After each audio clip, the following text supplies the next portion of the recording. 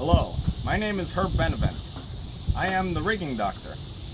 Today I'm going to show you how to properly tension synthetic standing rigging using a knot I developed, which I call the Shroud Frapping Knot. I will demonstrate it on the forward lowered shroud. As you can see, it is completely tensioned and properly secured here. First, we begin by unraveling the knot so that we can get into it.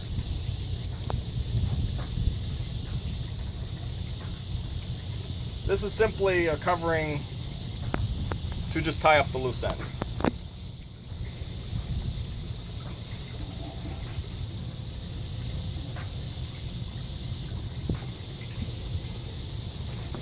In here we can see the actual shroud frapping knot.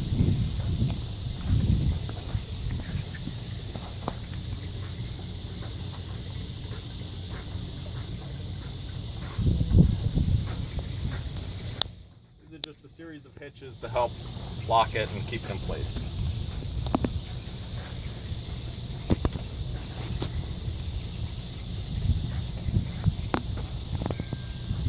So here you can see the lashings are completely loose. They're not doing anything because they're not actually structural. They're simply there to just keep them handy and out of the way. This itself is the shroud frapping knot. What it does is it seizes the lashings together so that way they can't slide. And this is what actually holds all the force. So when you tension the lashings, they're completely tight. You tie here and then it's done. So, in order to properly tension the lashings, you need a grommet with a thimble. This just reduces the friction and this allows proper fair lead. So in our case, we have a perforated tow rail. I tie it just a bit ahead of it.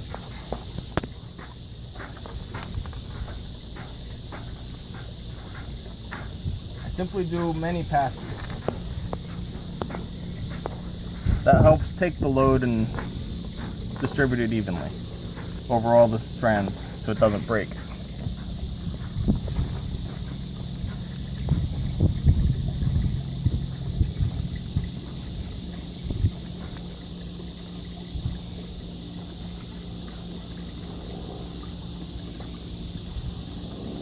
As you can see, it forms a pretty good, it's well lined up with the lanyard. So that way as it turns around, it'll keep the force in line with this column.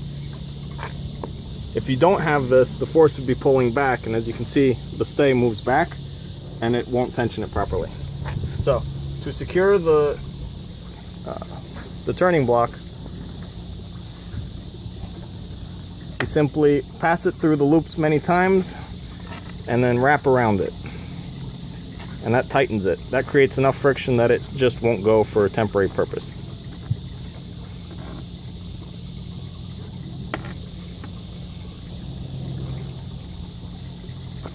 Now to make it easier to remove, I put a slip in it. So that way to remove it, it's simply pull this line and it'll untie the knot.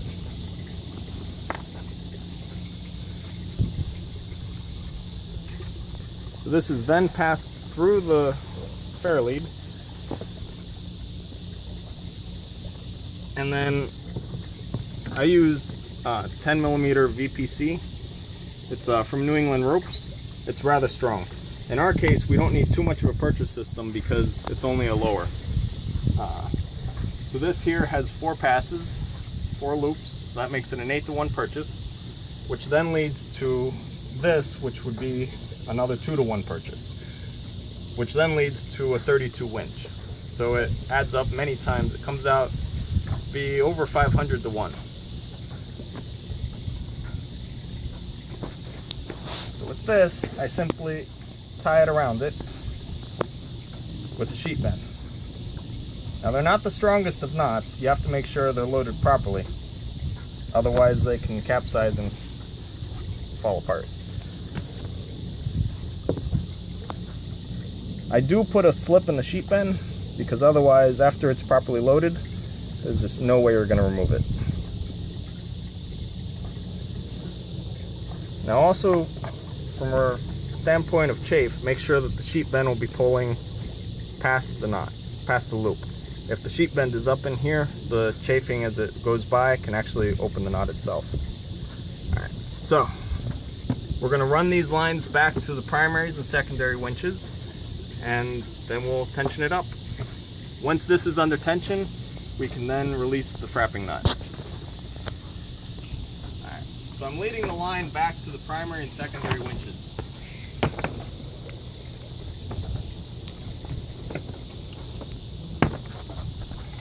Important to have many passes over the winch. That way the friction's going onto the bell and not to the clams.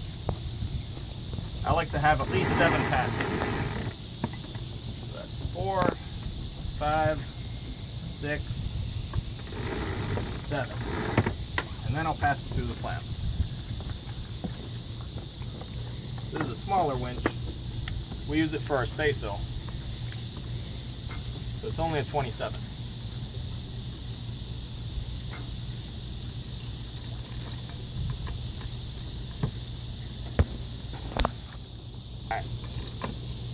So we have it attached to our to the secondary, runs up, runs back, and goes for a primary winch.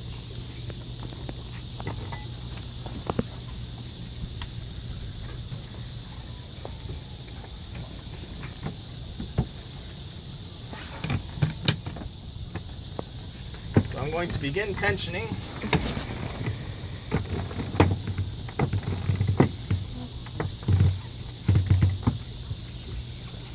As you can see, it's very tight.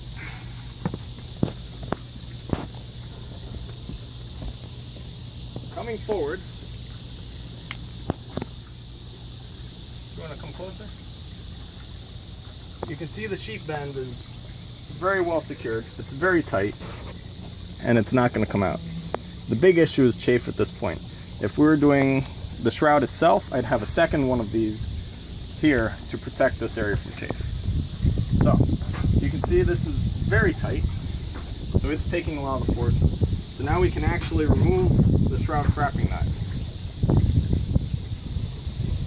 So, I'm a fan of slips. So there's a slip there, which opens it up. And then we go removing the seizings.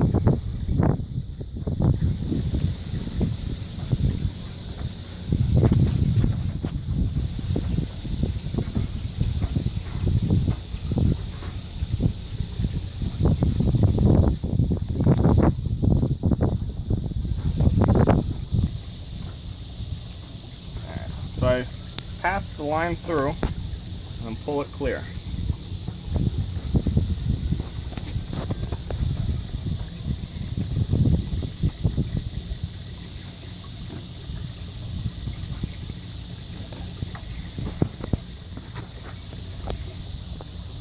Okay. So now we're simply removing the windings. These are the frapping turns.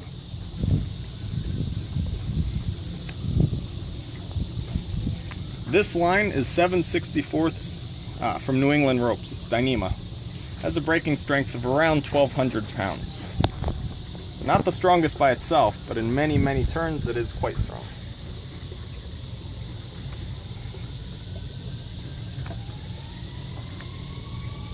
Alright.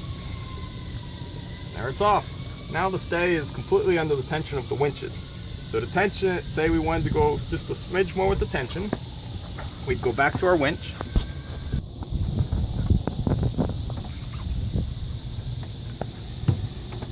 And on the low speed, because it's just rather hard to pull in the high speed,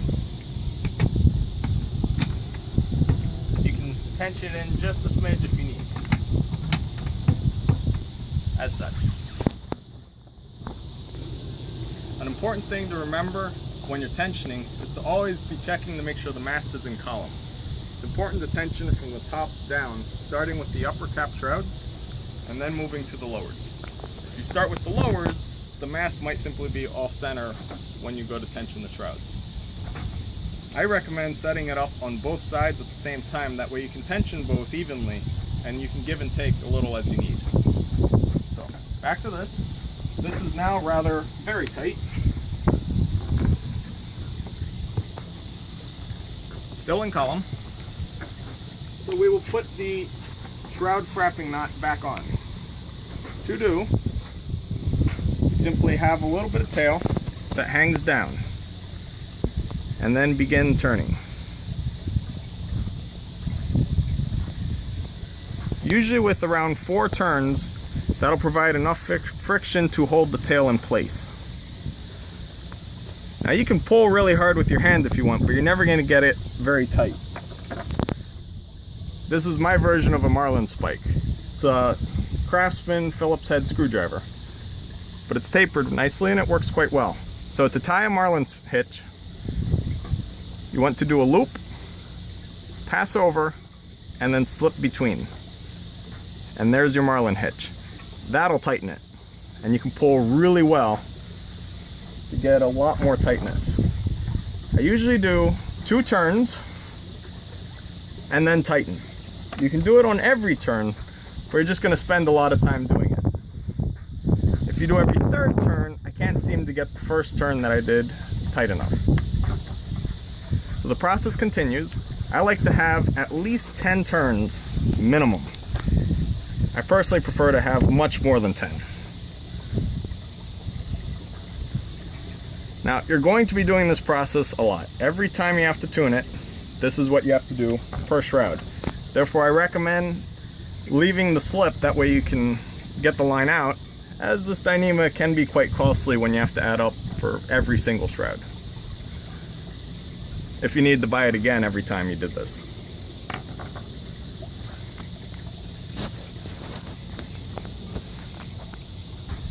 As you can see, this is a very timely process. So if you don't have the time to do this, I can do it for you. So we have our frapping turns completed. Now it's time to seize it. To do that, you want to pass it through and then pull up.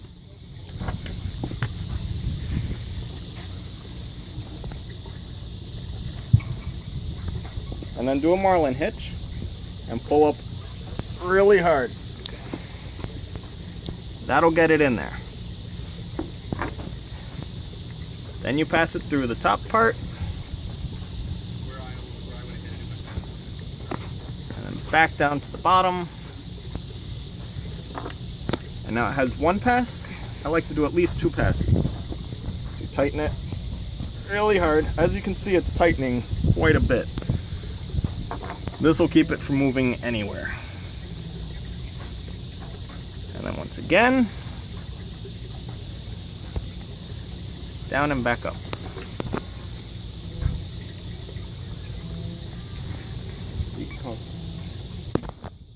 As you can see, we now have the frapping turns and its seizing. It comes through both sides. Now it finishes, the bitter end comes out on this side of the shroud. We need to now tie the final knot to keep it all from unraveling. That can be a little tricky. What you want to do is you want to pass this through here and then pull it under and then pass it through again on the other side. It takes a little coaxing.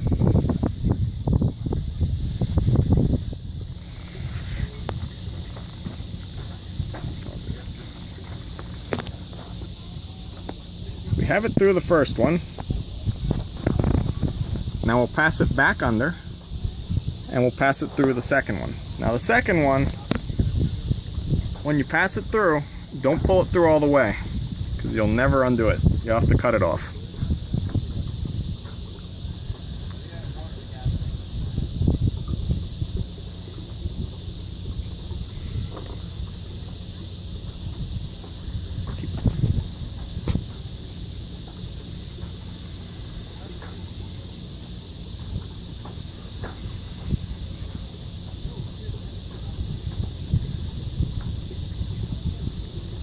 Rather hard to get it through there, which is why it also won't come out of there.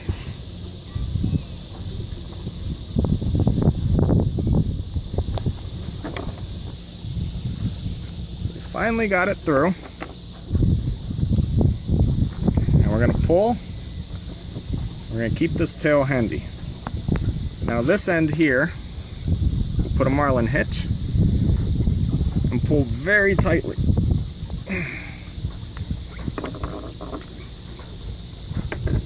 Now we have it through both sides. It's seized, it's not going anywhere. And we have this part here, which you want to keep as a slip, because to remove it, you simply pull and out it comes. This I usually just wrap around, and then we'll cover it with the lashings, the tails of the lashings, as we cover up the whole area and tidy it all up.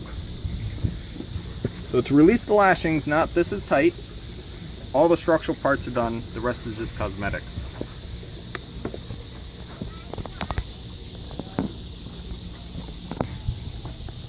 So to release the tension on the lashings, simply remove it from one of the winches. I like to go with the secondary because it's simply smaller and easier to handle. Give yourself some slack. All the force is now completely on the Shroud Frapping Knot. Like I said, tying off the lashings is completely unnecessary. But I do it because it keeps them out of the way. Now you do need the excess length of the lashings, that way you can set up a pulley system like this. So, the reason I like the sheet bend is you lift up on the tongue, and then it easily comes out with the slip.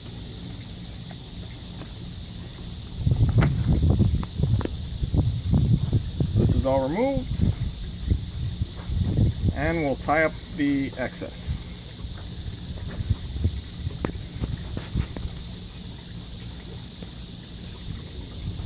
Simply wrap these up nice and tidy.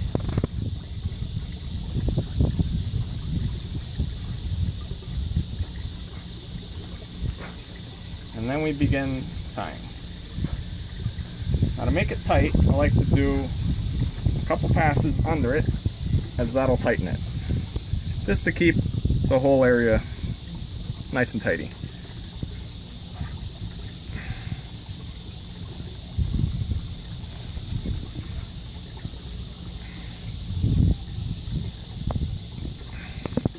So that keeps this lower section just a little tight. It makes it look nice, but it's not structural.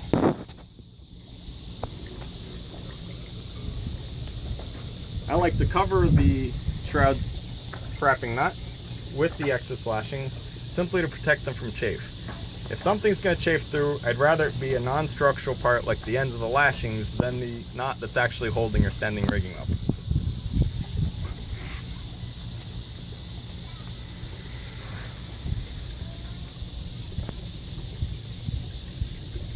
So there, the Shroud Frapping Knot is completely covered, and the rest is just tying off the excess. I like to put a couple half hitches, just to keep it looking nice. And the same with the other one. Just so we can pass and start up here.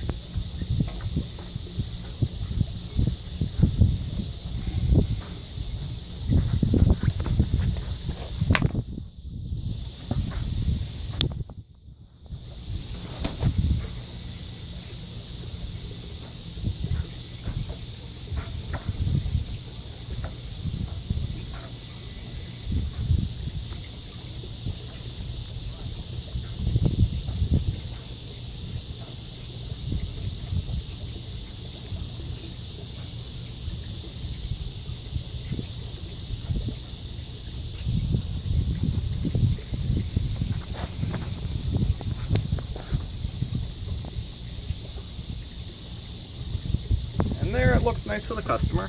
Everything's nice and tidy, it's all put away. I like to keep on my personal vessel these handy. I keep them attached to the tow rail, that way they're always there. The last shroud that I adjusted is exactly where I'll find them, so that way I never have to go searching through a bin or worried that it fell overboard, because they're always tied up on deck, ready to go. And that is how I tie the Shroud Frapping Knot to properly tension the synthetic standing rigging. Once again, my name is Herb Benevent, and I am the Rigging Doctor.